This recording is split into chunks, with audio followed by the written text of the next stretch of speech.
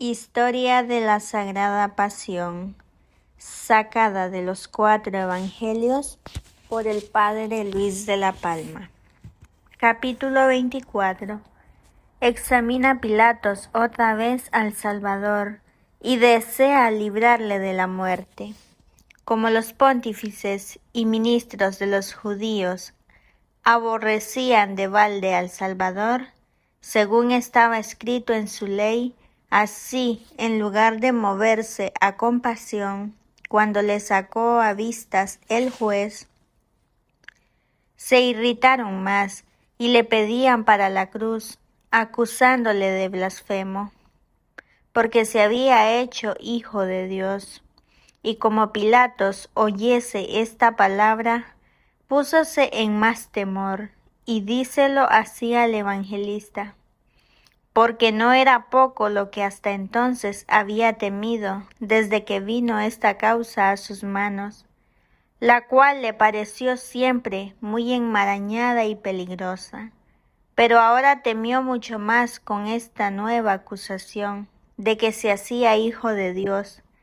porque es de saber y notar que los pontífices habían callado hasta ahora este delito de hacerse hijo de Dios, y hecho fuerza solamente en que se quería hacer rey, por ser cosa que tocaba a la dignidad del César, y presumir de Pilatos lo que suele de ordinario acaecer en muchos jueces, que con más celo castigan las injurias que se hacen contra el rey, que no las que se hacen contra Dios. Pues en esta causa, que era contra el César, se halló Pilatos con mucho temor, porque por una parte vio la inocencia del Salvador, que en ninguna cosa había pecado contra las leyes, ni contra el emperador, y por otra vio la envidia y furor de aquel pueblo, que con tanta pertinacia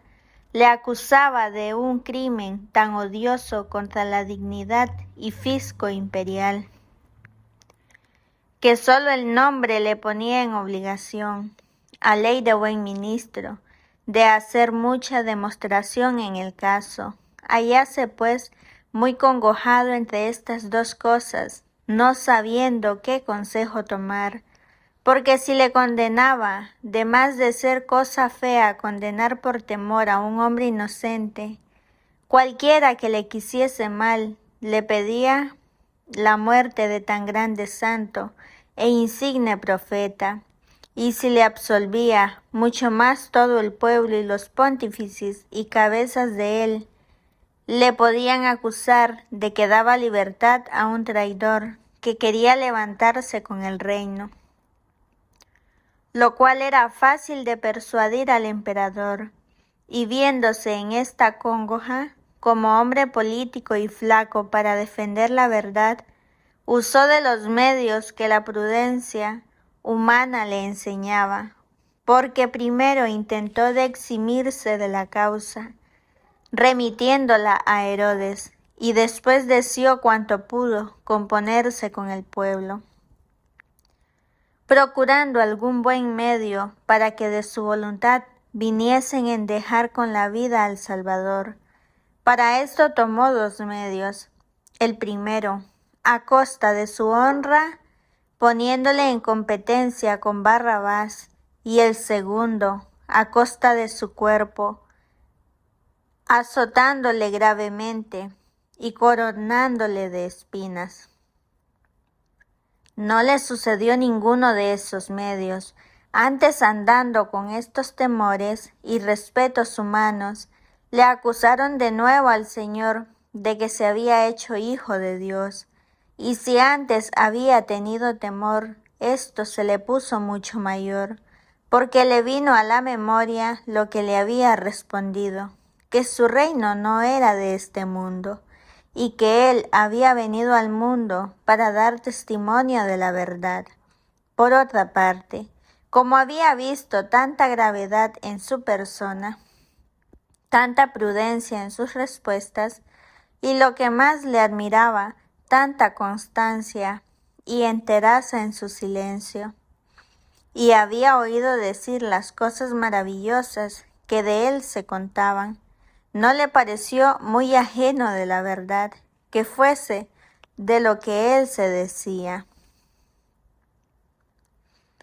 Ayudaba a esto en parte la vana opinión de los gentiles, con que vulgarmente estaban persuadidos que sus dioses tenían hijos entre los hombres,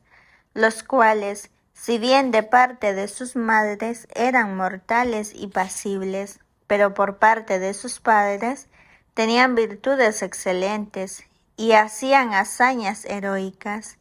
Y como las que se contaban del Salvador eran tantas y tales, que no parecía posible que pudiesen proceder sino de divina virtud,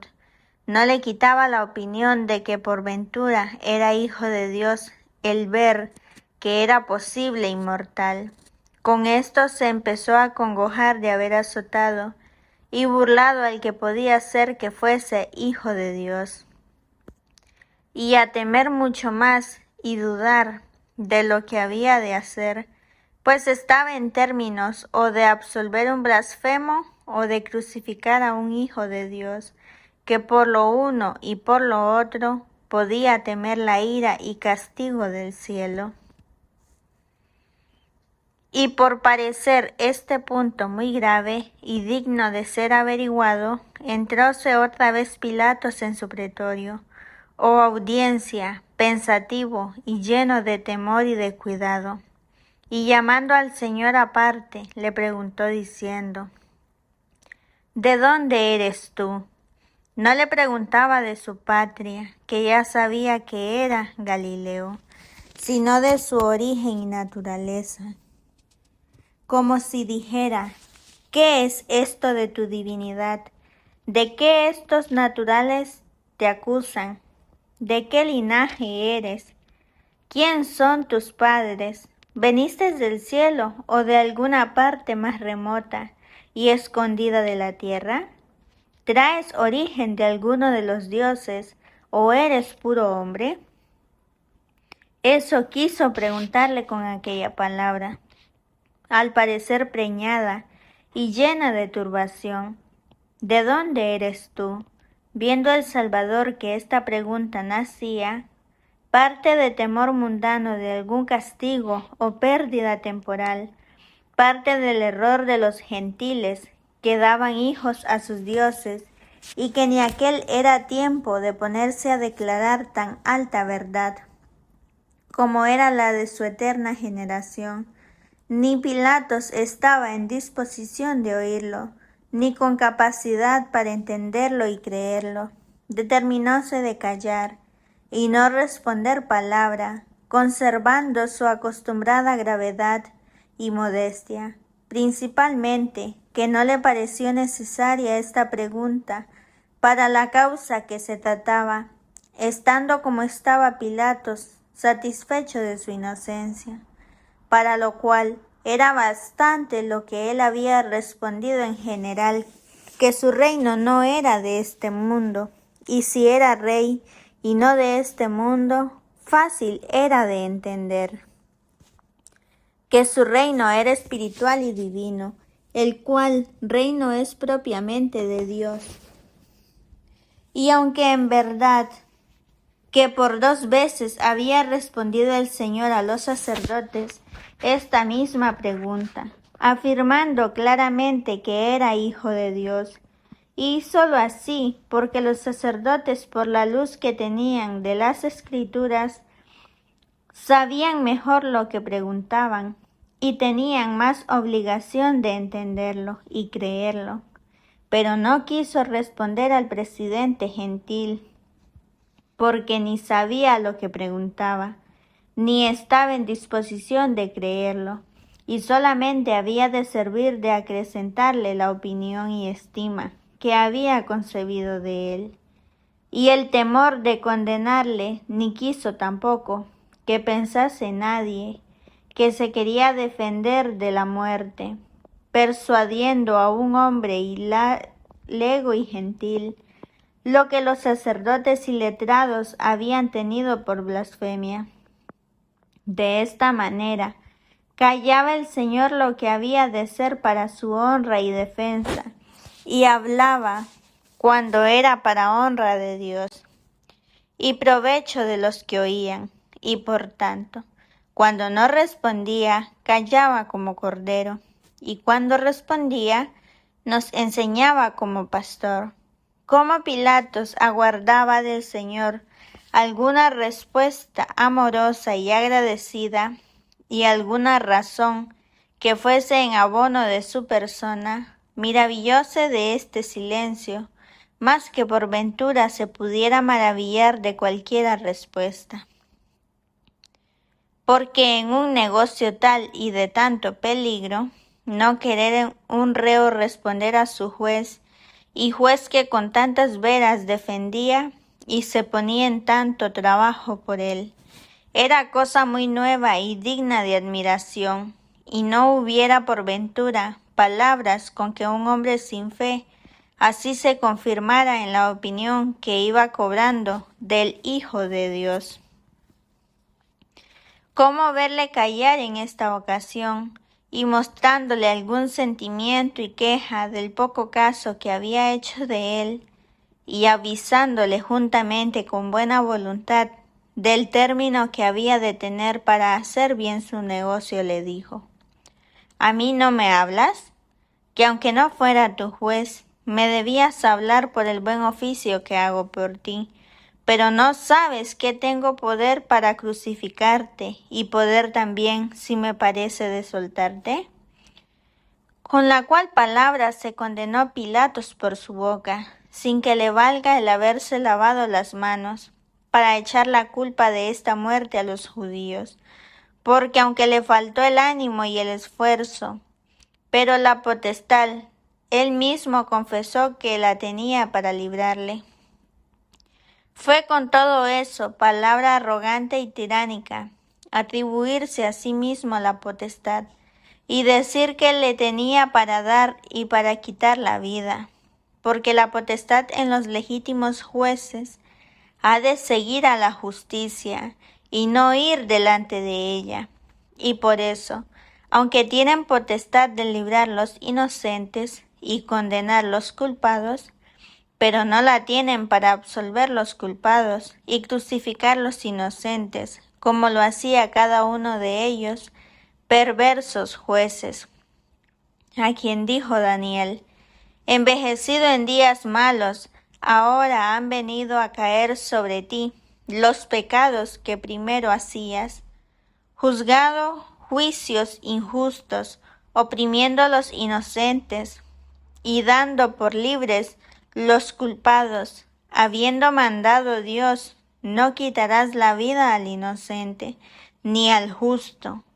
Estos son aquellos jueces que se les sube a la cabeza el vino de la potestad,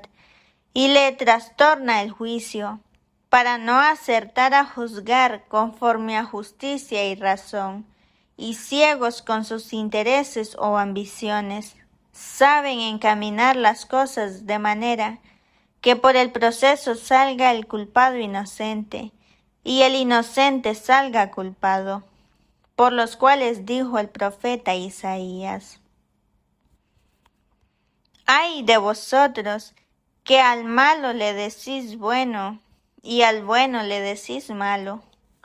Los que sois poderosos, pero para beber mucho vino, y sois fuertes para sufrir la embriaguez.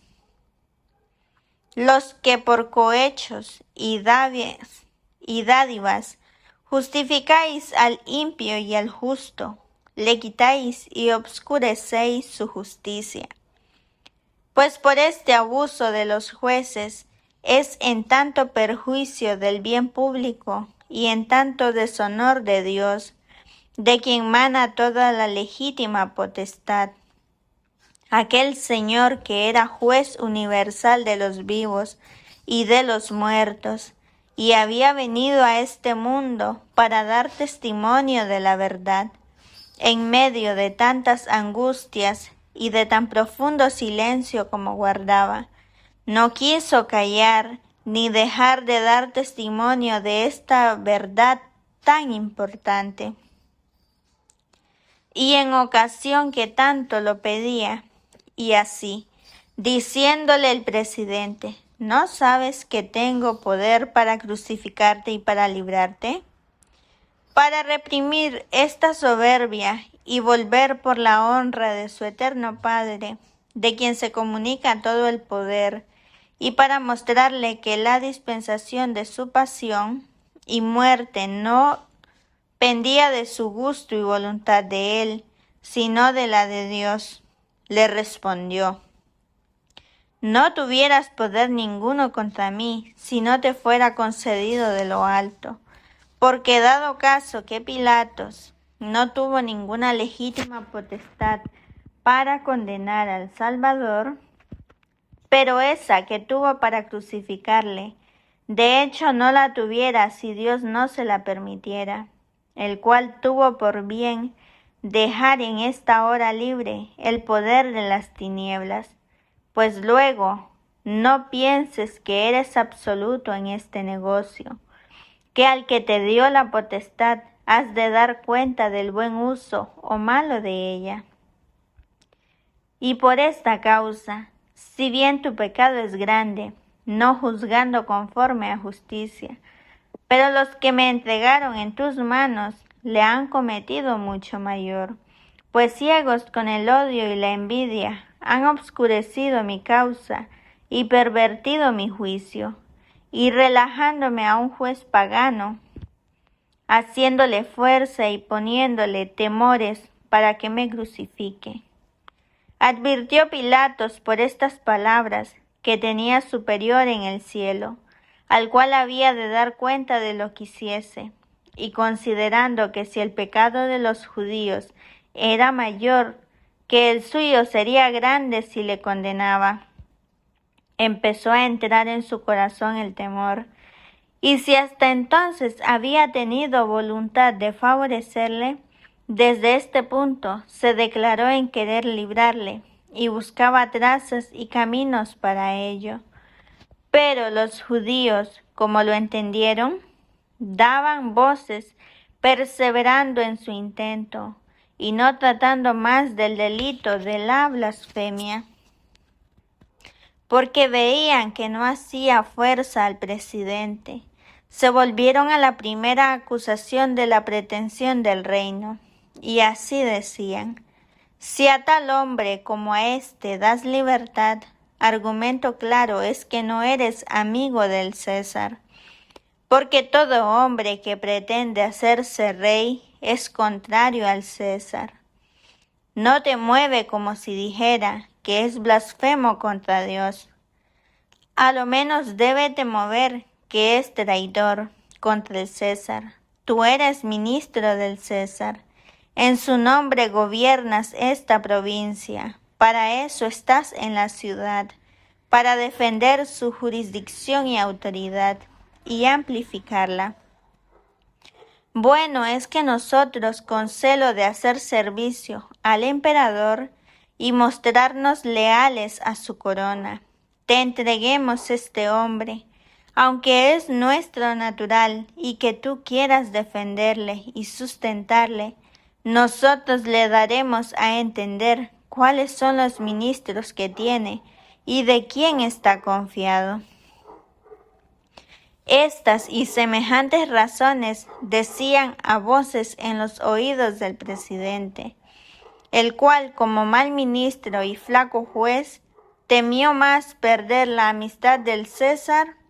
que no la de Dios, y por eso le castigó Dios por medio del mismo César, quitándole el cargo y la vida. Pues como oyese y considerase estas postreras palabras de la amistad del César, hicieron tanta fuerza en él,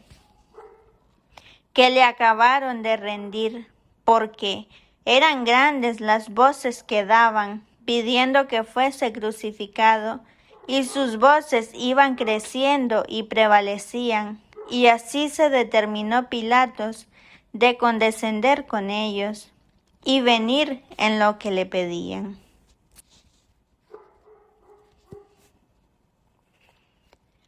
Gracias por haber llegado hasta el final de este capítulo. Te invito a continuar escuchando este audiolibro en el siguiente video. Recuerda compartirnos qué te ha parecido el libro en los comentarios y te invito a escucharnos ahora también en Spotify. Bendiciones en la divina voluntad. Gracias por vernos. Suscríbete al canal de Misión Rúa YouTube ahora para que podamos seguir difundiendo la misericordia de Jesús en el mundo entero. Y no te olvides de compartir, darle un me gusta, comentar y suscribirte al canal para ser un misionero Rúa más.